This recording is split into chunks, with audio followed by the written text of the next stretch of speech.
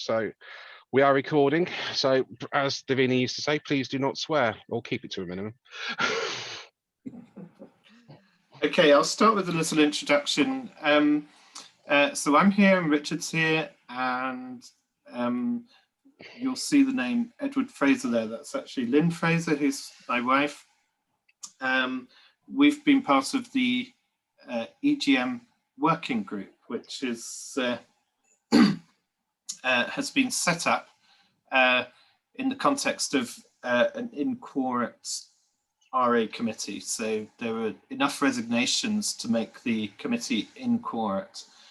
So what we were left with is a group of RA members with previous experience of being on committees, and we took over what we needed to do to arrange an EGM. There were 15 households got together, signed a letter as the Constitution demands of us. That letter was delivered to the community centre, and we've set the date for the 24th of April for an EGM, purpose being to have a new committee. So the whole point about that is that it's a brand new committee. So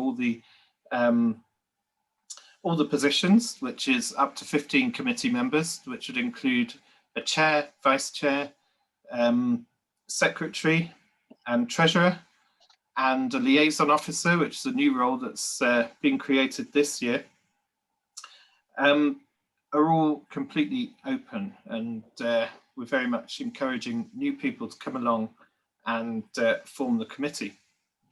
The purpose of having the listening events is to give some direction to that future committee and prioritization of what the main issues are.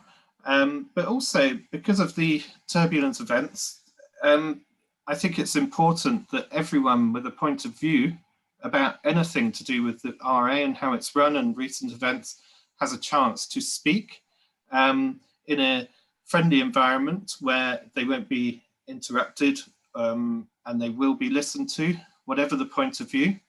And really that's the purpose, and that's why we're recording it as well, because we want the future committee that's voted in to really take note of every point of view that's there. This needs to be representative.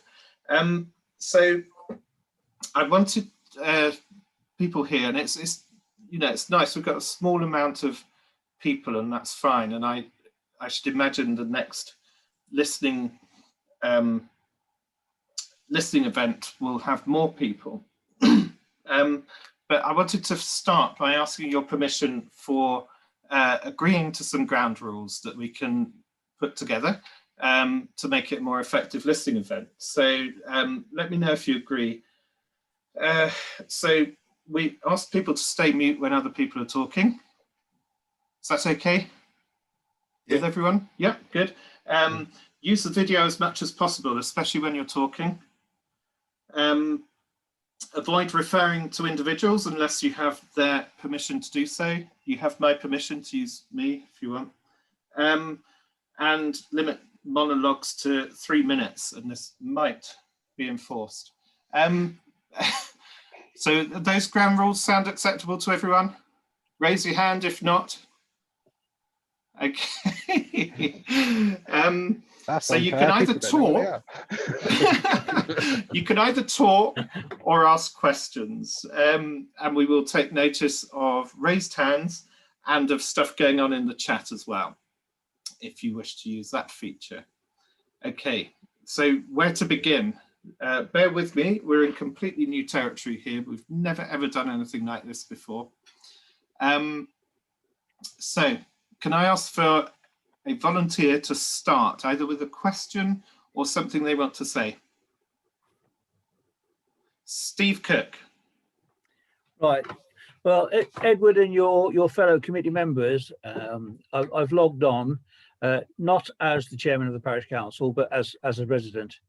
But as a chairman of the parish council, I'd just like to make it known now that we are looking forward to working with a new committee and hope for taking it forward in the direction that both the parish council and the RA wish to travel.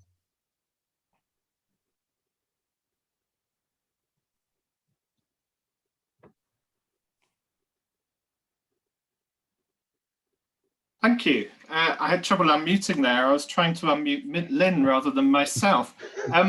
Thank you, Steve. That's very well received and recorded for the benefit of that future committee. Okay, who would like to go next? Stephen Hill. First of all, thanks for organising this. I think it's a really important thing to do and the right thing to do for the community. The main question in my mind is, what are we going to do to make it feel different and behave differently to the previous version? And I wonder whether it's worth taking a look at the articles and just taking a fresh view of what actually the committee's there for and what the community wants from it. Because I think some of the articles were a little archaic, if I remember rightly. And I think it's an opportunity to take a fresh look.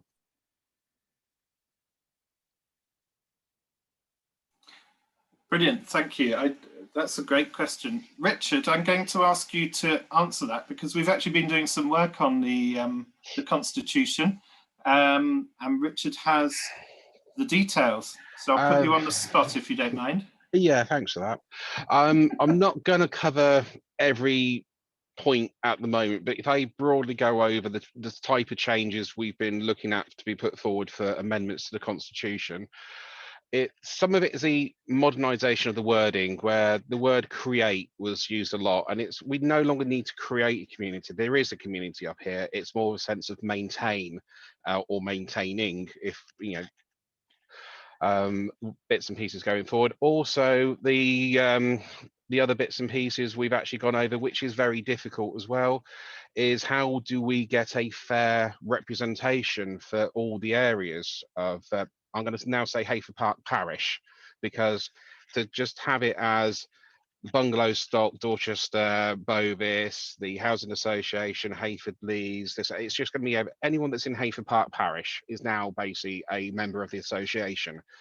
But what we're trying and weigh up, which has been subject to a really long conversation recently, is how do we get a fair representation to make sure all sectors are actually covered? Now, there is a proposal in there which involves a bit of numbers based on a fair divvy up of the scheme. We've also had to think of a caveat as well, because there will be a thing where we're sort of saying where the association members are, you know, when you're on committee, there has to be a number of people to make said committee. But what do we do if we don't get any representation from an area, or we may have enough people who present at a meeting to make a committee, but it's only from two sectors? So it's one of those really, you know, how do you make the fair balance? Which is why I think, you know, listening events like this one and the one next week might actually help word that part of the Constitution, because you know the people that have been up here renting for a very long number of years, myself and Kate included in that, because Kate was one of the ones who's been up here for 20 odd years now, as well as, you know, all the people that are moving into the new builds as new people to the Heyford Park area. So it's a case of they need to know that they are fairly represented, and you know, people have similar experiences on the committee, so they can actually sort of say, yes, well, I agree with that, because this is how I actually, you know, see this problem myself. The other bits and pieces we've changed about again is we're proposing to move the financial year of the committee.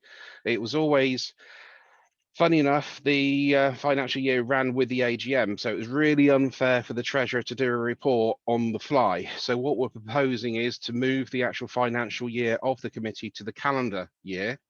Therefore, should the AGM fall in February or April, which is a subject to conversation with the new committee to where they actually want to hold the anniversary date for the AGM, is it gives you potentially 2.5 months to form your finance report. So it's not a last minute burden that's dropped on the treasurer. We've also gone through the expenditure authority to make sure that it's fair and things aren't just done on a whim. So there are thresholds involved. So you can no longer go and spend what was a small amount of money at one point that went to a really large amount of money. It's now been divvied up to what is deemed fair if we look at, say, the corporate environment, for where a member of staff is automatically authorised to do up to a point, then it goes manager, then it goes committee sign off, and then it goes, even higher. The even higher would be something like an EGM or an AGM, just to fill people in on that one. We've also have the thing of making sure that there's no unfair bias within the financials. So therefore, the treasurer cannot be in the same house as anyone else on the committee. So they cannot be forced to do anything which could be seen as dangerous is the word I'm going to use. I can't think of the right one at the moment, but dangerous comes to mind. We then have little bits and pieces just to make sure that things are signed off correctly. And if any member of the association has a query as to what's going on with the actual finances, we've put a clause in now where a member can request, basically like a data access request, can request the state of the finances of the association. So it will follow the similar rules to making a data access request, like I'm sure some people are aware of how to do anyway, which will be formally recorded and reported on in the next committee meeting. So it's basically making it wide open. There's none of this secret stuff going on. It is open to everyone because everyone is a member, everyone is entitled to the information. I will then skim down a little bit more. We've got the bit of nominations and officers where basically we've taken out the old method of paper only because of the modern age and the last 12 months we've all been through, and the adaptation of electronic devices to actually make things work a lot smoother. You can now put your nomination forward electronically. We can have meetings electronically. It doesn't have to be the old method of a piece of paper signed in ink and you have to be physically present. Because if you're on an electronic meeting, you are physically present because we can either see you, we have your name, we can hear your voice. So just like that. The final one, which was it's a bit of a waffly statement at the moment, which is being revised. It's like a force majeure clause. So basically, if this happens again, where there's not enough members left on the committee to form a quorum for a meeting for a period of longer than 2 months, so that gives the likes of holidays and sickness and resignations, co-opting, not working, then it's a case of how do we get over this hurdle? And because of the experience this working group has had, we're suggesting that another working group is formed. The remaining members can call on the help of former committee members, irrespective of geographical location, because it's the experience you need to help get one of these over the hurdle. And we will also approach the parish council for assistance and to be an overwatch sort of body to make sure that nothing funny and funky is going on. It may be the point that at that time in the future, the RA is not required and the parish council can pick up the hurdle and run with it themselves. It may be a case of, no, actually we do need an RA, and the parish council can make a point of stressing that as an interest, which may help the general populace then get involved with the working group and take care of the situation. I think, except for signing and dating it and making sure, because we all know this is a living document, and keeping the revisions in order, they're the main changes without too much boring meat on the bones at this moment in time, because it is a working document. I'm still trying to make it read English with the help of another couple of people. How do people feel about that in general?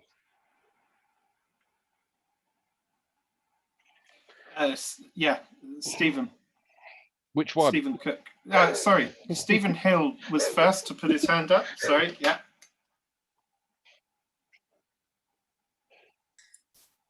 Thought I'd unmuted then, sorry. Richard, I think they were great changes. Genuinely, I think that brings us right up to the modern stage. The only sort of extra bit I wondered was, is there anything in there that refers to what the Residents Association is actually there for? Because I think, particularly with having a parish council on, I think it's important that there's a really clear line between the two, and there's no kind of concept of competition between, you know, we're responsible for this, no, we're not, they're responsible for this. I think it'd be really useful to put something in the constitution that just puts it down in black and white what the association's actually there for. Can I answer that one?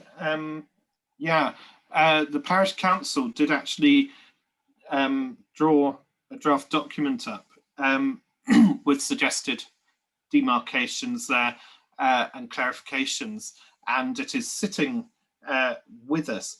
So, and we need to do our part and populate that. So perhaps, if everyone agrees, we should perhaps work that up for members to vote on at the EGM.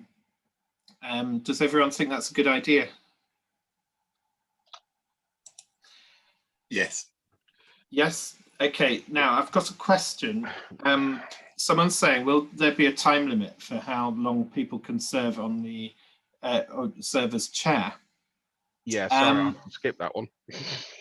Now that's an important question. So we've suggested, so all of these changes will be voted on at the EGM. So if the majority of members present vote for these, they will be immediately effective. So one of the things we've put in is that a chair should do no more than 2 consecutive terms, as in 2 years. And a bit like parking bays, it's no return within 2 years either, you know? So that's really clear, and there's clearly a need for that. And we thought 2 years was sufficient time to get your feet under the table, but also because of the demands of that role and the influences, and you know, actually, you know, it needs fresh blood continuously. You know, when you've been in that role for a long time, it's tiring, and also the influences. You know, the push and the pull. You know, 2 years is enough of that, and before you need a fresh look at everything. And on a more general note, going back to your first question, Stephen, a big theme for me has been that the RA has gone into the direction, partly because it's had brilliant people being in the chair. Yeah, so this is an unintended consequence of brilliant people doing brilliant things, is that it became centered around one person doing one thing. And this is what happens when you have brilliant people, of course. So this isn't, you know, a criticism, but it was very apparent that it had become so reliant on one person doing everything. And this is what I consider the root cause of the recent turmoil. And we're dead keen, and it's not just me speaking, it's everyone I've spoken to. There's been about 17 people on this working group. And it's unanimously agreed that that's a core principle of what we want going forwards. And it's another reason why we need the listening event, because I desperately want people to come on here and challenge and disagree, because I desperately want that, so that the new committee can see what the range of views are. That's why we have a liaison officer. It's a new role. The liaison officer will, along with the vice chair, be going to the meetings. So it's not, you won't have committee meetings where one person is saying, I've made all these decisions, I've been to all these meetings, and now I'm going to tell you what's happening. That is not how a committee should run. I feel passionate about this, and to the point where we're saying loud and clear that all these positions are open, they're vacant. This isn't someone's ego going for a position of influence. This is, we want a broad range of people pushing in the same direction, and it's desperately needed. So yeah, I'll shut up now. Stephen Cook is desperate to speak. No, not really. No, I'm going to put my parish council chairman's hat on at the moment, because I think it's important that the Residents Association know that within Heyford Park, the parish council has no land whatsoever. So we're under the total control of Dorchester. Every complaint we take to them and everything else, and we ask sympathetically that they listen to it, etc. But without us bringing down the might of Oxfordshire County Council and Cherwell District Council, when they can try as well. So we like to think that we can move forward with the Residents Association. It is true what Edward said. Our clerk has done a lot of work in trying to, for argument's sake, the Residents Association, whilst you're walking around, you'd spot a lamppost that was not working. So rather than sending that back to us, it was just as easy for that person or somebody of the Residents Association committee to report it, the same as a pothole and everything else. There's ways and means of reporting things without going onto Facebook and having 74,000 comments about, oh, there's a pothole, why is it not done? Why is this not done? And everything else. The simple method is it can be done if people know how to do it. And as my opening statement, we are very keen to work with the Residents Association. Right? Make no bones about that whatsoever.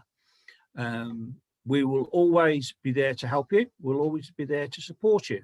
One thing that I think that you may want to look at in previous years, we've always received a request for a large donation to come into the Residents Association, looking forward to your full year's worth of events, etc. My suggestion would be is, if you know, for argument's sake, that we've got this fun day on the 25th of July and you want some money, then you ask for it. Because as this last year has proven, things change. So if you suddenly take money in advance, you don't spend it, you've got to give it back. Because this is not parish council's money, this is your money, which we are the custodians of the purse of. So everything we give to you, it has to be accounted for. We have to account to our auditors. So that's why we come to you and say, right, you want £1,000? You can have £1,000. Tell us what you want to spend it on. We give you the money, you give us the receipts, everybody's happy. But it must be, if you ask for £1,000 for argument's sake for a fishing pond, then at the end of the day, the fishing pond must be there. It certainly can't be a car park somewhere else. It's got to be for what you actually want the money for. So we are always here. We will always help. We will always advise. But one thing I just want to bring up on Richard, it is your Residents Association. It is not the Parish Council's Residents Association. The two of us are totally different. All we ask is that you have a constitution. If you work within your constitution, then nobody can throw stones in your greenhouse. And that's all I have to say, Edward. Thank you, that's loud and clear. I believe, Stephen, that doing it that way can save on a bit of VAT as well, can't it? Yeah, what happened was that we got loads of complaints from the Residents Association about they'd put in for grants, etc., and it was taking too long for the parish council to suddenly okay them. So when I took over as chairman, I elected a liaison to work with the Residents Association. So the Resident Association goes to my parish councillor, says, we want to buy this. He lets us know in advance. And then by the time it comes to our monthly meeting, the all clear is given. And the money, the parish council, buy it, which means then that we claim the VAT back, which means then that you do not have to worry about invoices because our parish clerk has already got them. But when we say a parish event, you say you want £500 for it, we will give you the £500. Our clerk won't pay for the burger van or the toilets or anything like that. They will just give you the money towards the event. Yeah, that's really clear. Thank you. Can I just welcome Andy Smith that's joined? And I'm very aware that we have someone called Emma's iPhone patiently waiting in the background. So Emma, there's an opportunity to speak or ask questions now. Do you want to take that opportunity? Just give you a few seconds to unmute if you want to. Okay. That brings me to, there's a person there called Edward Fraser, which isn't me. That's Lynn. Lynn, do you want to speak? You need to unmute. I didn't have anything to say. Great. Sorry. Okay. Well, that's great. It's listening event after all, so that's fine. That brings me on to Andy Smith, who's just recently joined. Welcome. Andy, do you want to unmute? Okay. Hi there. Ah, hi. Can you hear me? Yeah. We can. Yeah. Sorry, I'm a bit late to coming to the meeting today. I totally forgot about things. And I just perhaps you could just have a quick recap of the last half an hour. Obviously, I've missed most of it, I'm afraid. Yes, we can recap. So basically, we were asked the question. Stephen Hill asked the question: what were we going to do to make this committee look and feel and be different from what it has before, and especially in terms of the way it's run, its behaviours. And the other key question is, what were we going to do to clarify what the difference is between the parish council and the Residents Association? You've actually heard most of the answers since you came on. But what we're going to be voting on at the EGM, as well as the new committee members, is various changes to the constitution, including financial disclosure, a limit to the term for the chair down to 2 years, and not to restand for another 2 years. There was an important change made at the 2020 AGM as well, which has come into force now, where it used to say that committee members should act reasonably in all their affairs that are dealing with the RA, which is a good clause, and but it's a bit too woolly, especially when we think people have breached it, and you want to challenge people on that. So we actually changed it to should adhere to the standards for public life, that which is actually goes into much more detail as to what sort of behavioural standards are expected. It's quite a high standard, but it has more specifics in it. So you can say, you know, if the treasurer, I don't know, I'm taking an absurd example, you know, goes on a boating trip on you know, using the funds or something. It's very specifically against that standard, and or if there's a vested interest and that vested interest is used, you know, and not disclosed, then that would breach that standard. We've also got a mechanism for removal of any committee member, and a handling of complaints procedure as well. So hopefully, in the normal course of events, none of that will be needed. But it's very clear that that safety net needs to be there. It needs to be there in the background, and it needs to be black and white, not woolly phrases like everyone needs to be reasonable, which of course they do. But we just have a lot more specifics, you know. And then we were talking about liaison and the idea that the new committee will not centre around one person. It will be, you know, a lot of shared responsibility.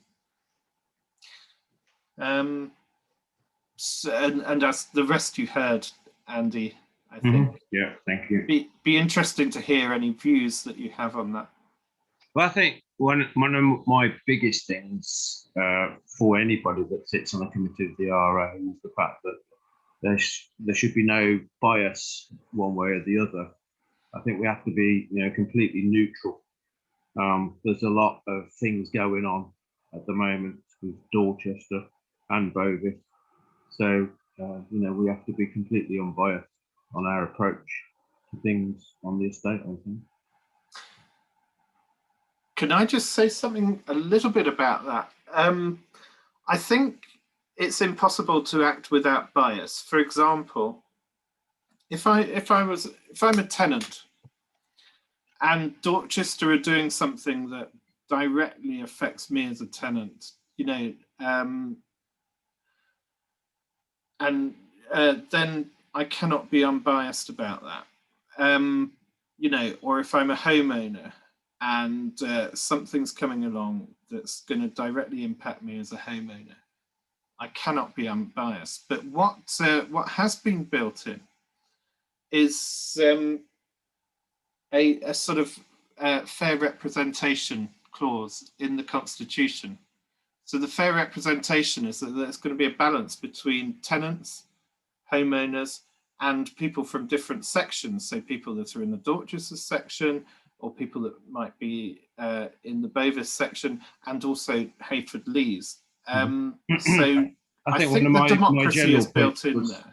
was that, you know, there were last time there was inferences that certain committee or people that were proposed for the committee were either indirect or direct employees of Dorchester. That's the one thing that I wouldn't feel comfortable with. Absolutely. Richard, can you answer that one? Sorry, I was looking at something else on screen. Basically, what we've done with the Constitution, we have actually reworded the wording slightly on that. In the Constitution, we do have there is currently a section on there saying that Dorchester, the landlord, the agent, etc., shall not have a say on what happens, because it is mainly for the residents, not for the landlord. But what we've done is amended it slightly now. So if you are an employee of Dorchester, you can attend the committee meetings, you can vote on various bits and pieces. The only caveat we're doing, just to protect that individual's rights and not put them in a conflict of interest, is we're saying that they probably should not hold an honorary role on the committee. So they cannot be forced or coerced by their employer to get one thing, you know, pushed through for whatever reason. And that is more so because I know a couple of people who work for Dorchester, and I would hate for them to get a position on the committee and be basically forced to do something they don't want to do. So I think, yes, please, you know, you can vote, you can use your AGM vote, your EGM vote, your general vote as a member of the association, but we're going to keep you out of the honorary title so you can't be put in an awkward position. Or coerce other members of the committee. Yes. So that's in the wording as well. To go back to a point that Stephen Cook raised earlier about, I can't remember, was it Stephen Cook or Stephen Hill? I know it's one of the Stephens, about what the association do. I did drop something in the chat box, which is currently what we do as an association within the Constitution. I'm going to recommend that at the AGM that we have it that there will be the guidelines put in place from a meeting that the new committee and the parish council, when you have time to have a conversation and define your roles, gets inserted into that point and becomes part of the Constitution with immediate effect. If people will be happy with that. Yeah, but that will be subject to the parish council voting on it, which will be a later meeting.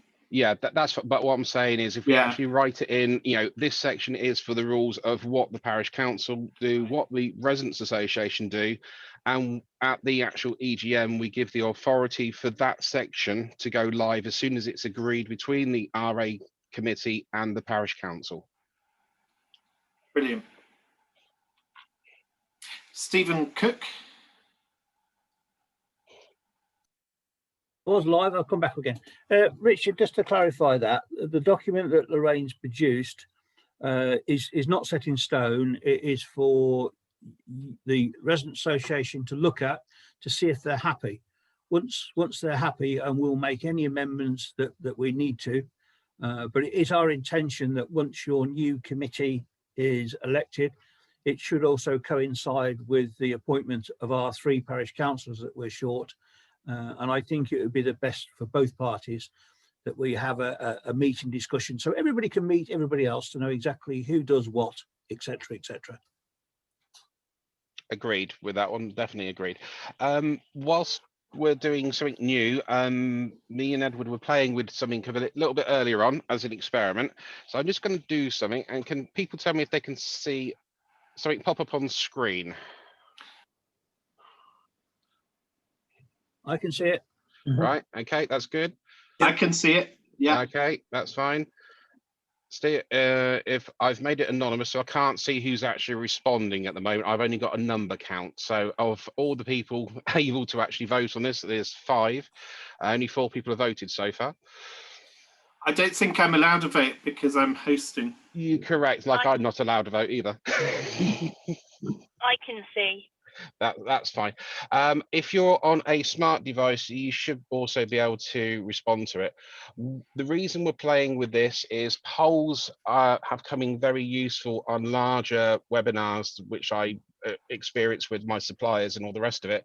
And we are thinking this may be a way of recording the vote for people to be put forward onto committee and for the election of any other points. Because what I'll probably end up doing is making notes on what the constitution changes are, putting it as a poll, and then we can put it out to the populace within the actual EGM for them to say yes or no to the various changes. So we can actually see what we have to work on and what can be adapted and adopted straight away. If everyone's happy? Yeah. Okay, so everyone's voting on that. Brilliant, it works.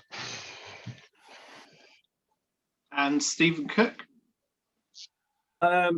So I think it's important as well that your association members know that when the EGM is how many people you actually need to constitute your meeting. Yeah. For argument's sake, there's some debate of how many houses that we have in Heyford Park, but how many people that you're actually going to have to vote on it. So somebody that doesn't bother voting can't turn around and say, well, I didn't want that. Yes. So there's a quorum of 20 households, not 20 individuals, but 20 households. And if we don't have that, those votes aren't, can't be made. So this is an appeal to everyone here, is we really need to spread the word that we need bums on seats for the day, but we also need people to come forward to be committee members and office holders as well. So we'll be doing a lot on Facebook to try and drum up interest in both turning up to the meeting and voting. I think your point's really important, that we don't have people afterwards saying, well, I never would have agreed to that had I had the chance to, this, that and the other. So we've got plans to do a lot on social media to get people interested. But yeah, do spread the word in the fact that we need people. Because what I've been trying to avoid is the impression that everything's all ticking along quite nicely with the working group, and the working group will just become the committee and everyone else can sit back. It's quite the opposite, actually. We're a working group that's got a situation that we want to make the best out of and lay the foundations, but it's up to the population as a whole to properly engage and commit. And the other point is that we were discussing earlier on, but not everyone was here, is the fact that we're very sure that enough due diligence has been applied in informing every household in the form of an A5 leaflet that's been delivered to every single household. In addition to that, there's a notice in the Valley News, which isn't the official notice, but that's been delivered to about 80% of households, and more will be delivered, before the deadline. So we're absolutely certain that the CGM is being held completely within the bounds of the Constitution and all the rules that are in it. So it's as far as we can prove, well, we absolutely can prove that it meets all of that criteria. So this is a legitimate EGM and the committee will be going forwards as a proper new committee. Were and any that's- public notices put up? Because I know that was mentioned before, like at Sainsbury's and places like that. Well, the official notice is that's a good question. The official notice is the A5 leaflet that came through your door in the week prior to the 3rd of April. We have some spares because we actually had about 1,100 of them delivered, and we've got 400 spares on top of that. So we've had 1,500 delivered. The spares are in Sainsbury's and on the counter, and some of the spares are in the Heyford Park pantry as well. So it has met all of those criteria. And the same notice was in the Valley News just to add additional information, and of course on social media. So that's what I'm saying. We've done the due diligence on that, and the maximum, you know, we've done much more than would be required as the bare minimum for that.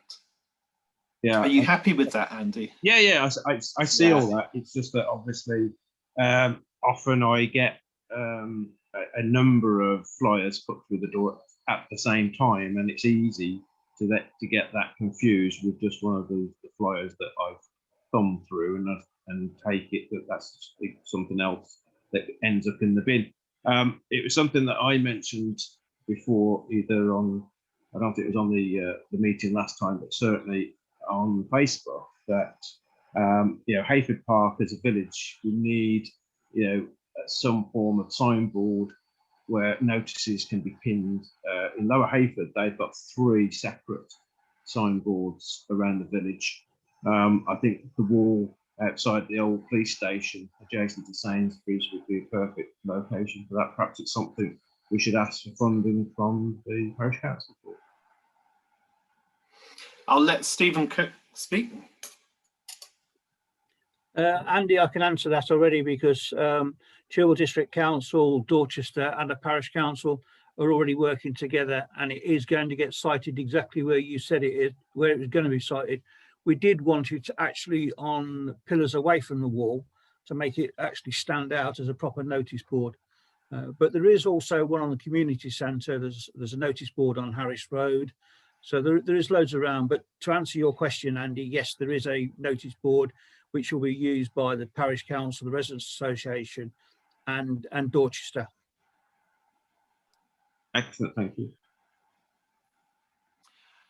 Okay, I'm just going to go round everyone just to give them a chance to have any final words or questions, and then wrap the meeting up, unless people have got lots more to say. I certainly don't want to cut anyone short or limit any opportunities.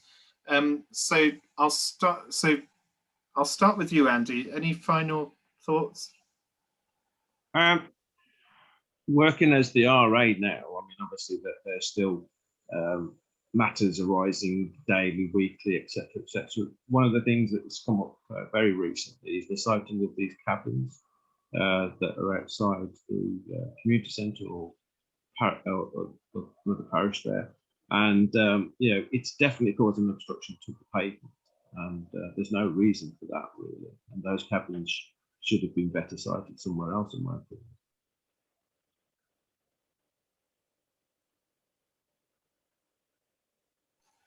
Okay, I've made a note of that, and also it's a trip hazard as well. Someone was saying there's some health and safety issue there. Stephen Cook. You will see that I posted on that particular post on Facebook. I spoke with Simon Morrell and Barry, who's the estates manager, on Friday. They are meeting with me down there on Monday morning. Unfortunately, the cabins have got to be there because it's part of the bungalow refurbishment. I did see somebody say, well, could they be put somewhere else? If somebody has I'm going to use the word sensible location where they'd like the cabin stored or positioned, I will certainly listen to it and take it to Dorchester. But as I see it, because I was down there myself yesterday, there's actually 3 bases of the Harris fencing that are sticking out onto the footpath. If you actually walk back towards the chapel, for some unknown reason, they position them at the edge of the car park. So why they didn't put the other ones in, I think they got moved when the container. But my question to Dorchester will be, well, if that container is staying where it is, then they can take the Harris fencing, which is right on the outside of it, because it's not needed. But as I said, I will post a response on Monday, having met Dorchester down there. Okay, Andy. Yes, I did see Stephen's response. It's just that obviously he's parish council and you're the R, or acting as the RA, so Yeah, pressure from us as well at the same time. yeah, and I think what you allude to is a more general point in the fact that in this interim period, things are coming up, and we have had conversations with Dorchester and with the parish council, kept the parish council up to date, especially because the other elephant in the room is the bungalow refurbishments, and all of this is happening. And as a working group, we're definitely not ignoring that. In fact, we've the 3 of us got together and had a meeting with Simon Morrell from Dorchester just to find out more about what's going on and raise some of the concerns. And those, we have 2 people in the working group, other than myself, that are taking that forward because they're actually tenants of the bungalows and they know what the concerns are. And they're very much in touch with the parish council as well. So things that are really urgent and actually really require attention before the EGM are definitely not being ignored. And it's a fine balance because actually we're members, not a committee. So we're aware of the constraints of that. And, but when urgent stuff comes up, we're doing what we can. Okay, Andy, if you're happy, shall we move on for final thoughts from Emma? Would you like a chance to say anything? Oh, hi, Okay. yes. Right. I'm just wondering, with the whole bungalow refurbishment, who can we go to if we do have some concerns over some of the things being done? Yes. So from the Residents Association point of view, we've put 2 people forwards. One is Kathleen Hicks, and I'm sure she won't mind me giving you her as a contact. So what I'll do is I need a way of you getting in touch with me, and I'll pass your details on to Kathleen, if that's all right. Yeah, that'd be brilliant. Thank you. Okay. Are you on social? Yes, and of course there's Yes. the parish council. They're very active. So Stephen Cook is your contact as well for that. Okay, thank you so much. Emma, sorry, this is Steve Cook. Emma, if your concerns are anything to do with health and safety, etc., you can always contact me in the parish council. But Simon Morrell is very approachable. Their number is 01869 238 000. If you can ask for Simon or Barry, but if it's a health and safety issue, then please contact me and I will be straight on it as quick as I can. It wasn't health and safety. Do you mind me going into it quickly? No, Please do. Please do. It was just the fact where it stated that they would refurbish the kitchens and the bathrooms of vacant bungalows only. I didn't know whether there'd be an option to, like, if they could give a rough like date of when they'd get to your bungalow, that you could then like go on holiday or something for a week rather than having to relocate. As I understand it, and Edward said that he's had the same conversation with Simon Morrell. The contractors are working. Firstly, there was going to be the electrician to move the porch light. Then there was going to be the porch and the socket, the facial boards being taken down and replaced. Then they was going to get to the windows. It's not every bungalow that's having the internal refurbishment. What they're looking at is the bungalows that they wish to either sell or upgrade is the ones that they will do the bathrooms and the kitchens. And the idea being is that, for argument's sake, if you live in One Portal Drive and you want to move to a refurbished bungalow that's had all the new windows, the bathroom and everything else, that is your option. But I must warn you that they're also looking to some of these bungalows to refurbish to sell as well. Okay, thank you for that. That just raises a general point as well, in the fact that the communication, I mean, the communication between Dorchester and the bungalow dwellers needs to improve.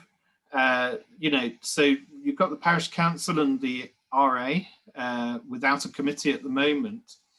And I think the onus is on Dorchester and Davison Partners to communicate better. And I know Stephen and Kathleen from the RA are pushing hard for that. So hopefully you'll be all better informed in the next few weeks. And we're not going to get a repeat of what happened at Trenchard Circle, are we, with Dorchester?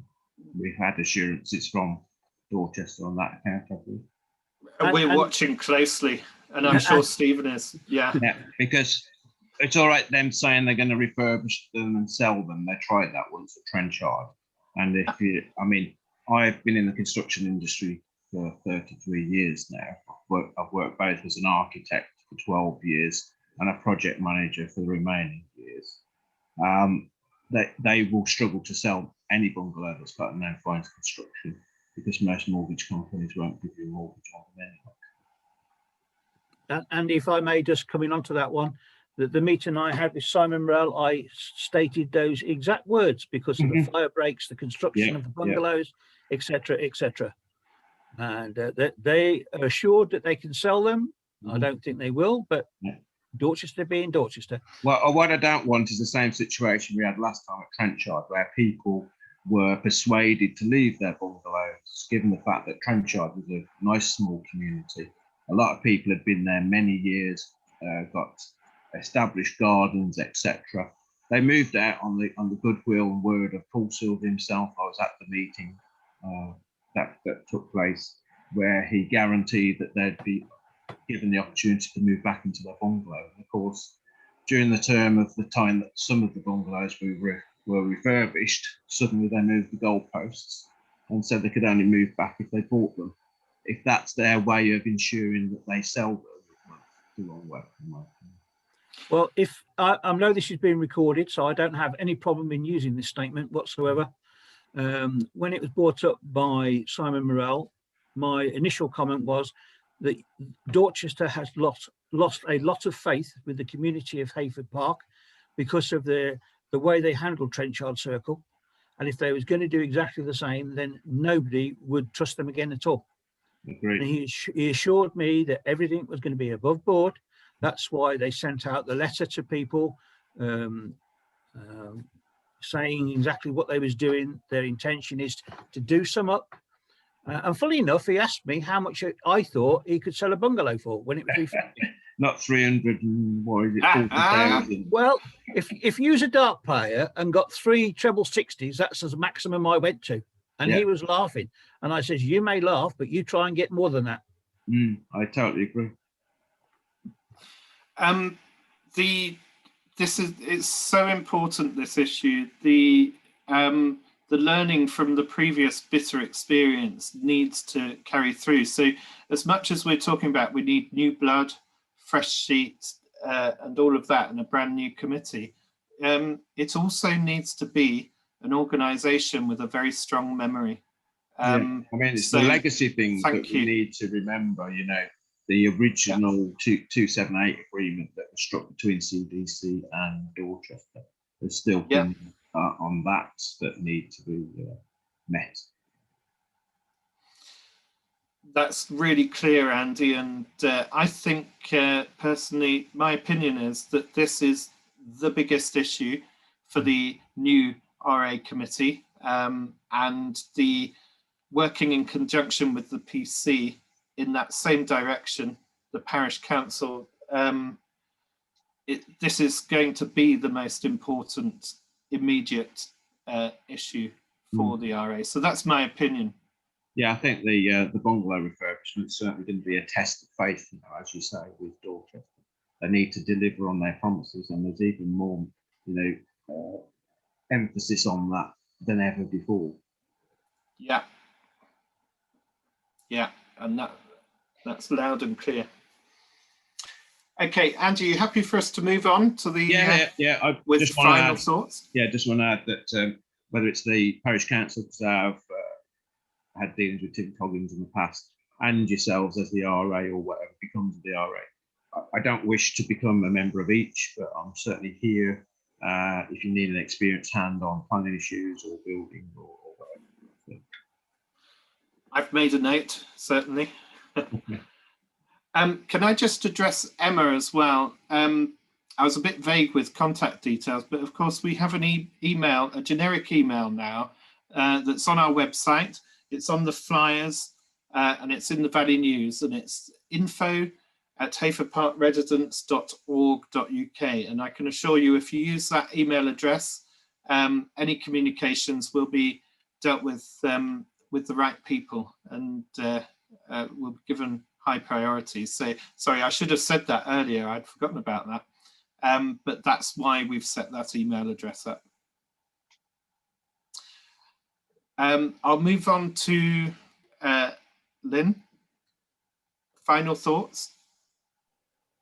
Just that it's really important to try and get as many people as we can to be able to either come to the listening event, but also to look at the roles that are all up for grabs, if you like, because the only way that we will be heard is by people going for the roles. You know, that we do want new people, and it's a good time with so many different parts of the community for so many people to meet new people and to be able to try and help in whichever way, because we've all got different skills, and it's good to share them. Thank you. Yes, and of course, if we don't get enough people, then there won't be a committee, and this is really important, and it certainly keeps keeping me awake at night at the moment. Can I move on to Stephen Hill then? Final thoughts. I guess just to reiterate a couple of things, Ed. Deb and I are both really strongly supportive. So of getting the Residents Association back into a shape that it always deserved to be, for it to be a wide representing, widely interested group. And I think to have that as a powerful tool in the armory of the community is a great thing. So really supportive. Always here if you need any help. Thank you. And yeah, I think that was it. Anything from you, Deb? No, nothing from me. Great. I'm going to Richard. Final thoughts. Final thoughts. It's just to basically, yes, encourage everyone to take part, because without the general population up here at Heyford Park, it's not going to happen. I also think that going forward, as we've discussed during the working group meetings, it's all about communication. So I just want to stress there is a website which I'm currently babysitting and trying to put the information on that as it becomes available. There is a Facebook page to which we are working on to try and see who's got the password for it, so it can be picked up, and that could be a live communication again. It's just literally going to be communication. And also I would like to stress to the general population that might be watching this one back, and you know, it should be in the EGM, that at any point, if a member of the general association thinks they can assist the committee with any points, like Andy's expertise with the building sector, just rock up to a meeting, take part, you know, because it's your knowledge which is going to make this happen.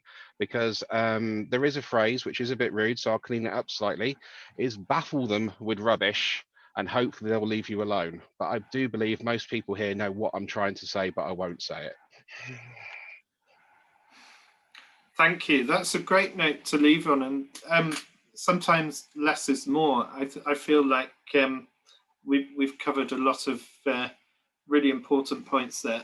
And the playing back of this will be a fantastic resource for the new committee and for everyone else. You know, this will go on the website so people can see and hopefully take some away, or even raise more questions, you know, for next Sunday. So I'll bring it to a close now if everyone's happy. And thank you so much. Really valuable contributions. Really appreciate it. Bye. Bye. Thanks, everyone.